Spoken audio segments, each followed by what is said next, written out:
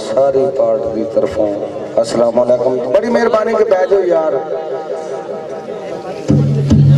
मैं जनाब इसे गल का बड़ा मान चाहना कि इस बच्चे के कीके ते भी मैं आई आया सा ते विआह ते भी मैं आई हाँ। तो बड़ी मेहरबानी के बह जाओ। तो लद्दे वाला तो तुहानू पता कि पिंड भी मेरा अपना ही है।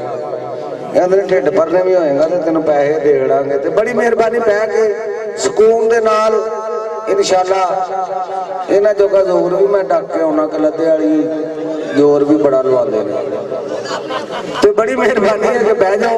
इंशाअल्लाह मैं कोशिश करांगा कि वो पाड़ा ना रहे।